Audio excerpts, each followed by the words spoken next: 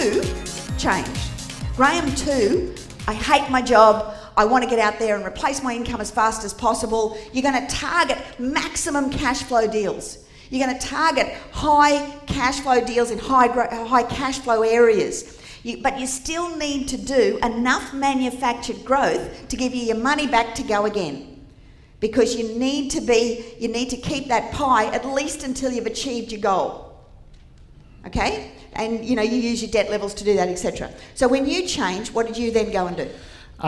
Because we had set ourselves up with set and forgets, and we had blocks of land around the place and whatever, and we decided to sell down. So we, at that point in time when the boss changed, we had 7 properties. One of them was positive cash flow, which we bought a week after the boot camp when we first joined, and the other 6 we looked at, and it didn't fit in with the target of what we wanted to do, because we wanted to get out of work within 18 months. I had a mate that had done it in 2 years with positive cash flow. I said, well, that's not quick enough.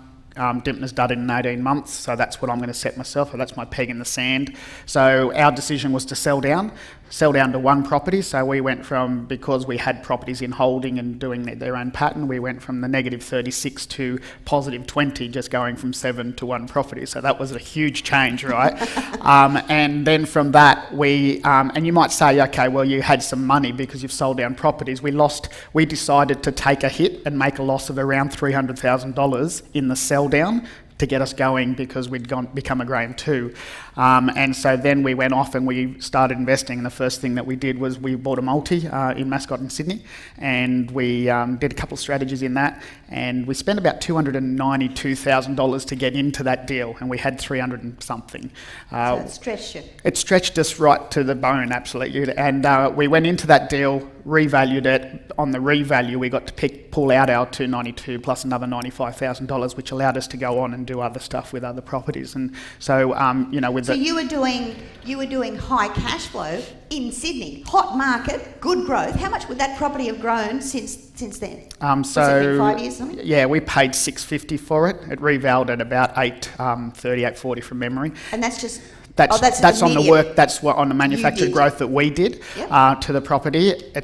We've had offers over $1 million from that. In the last year, it's probably grown $250,000. Moved from just the standard residential purchase, the splitters, and now doing commercial blocks. We got the 5-storey 14-unit development we're now doing as well.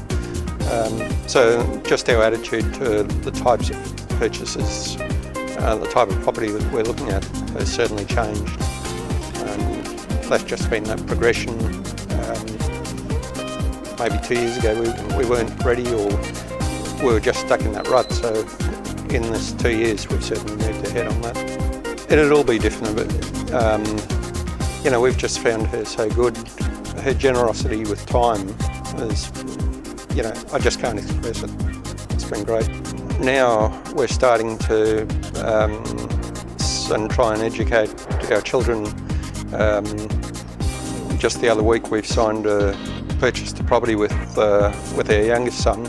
We'll kind of go into a joint venture with him, and more from a training point of view, education point of view, so that it'll end up being a splitter, and then we'll put a couple of dual occupancies on it. But it's really the education for him as we progress.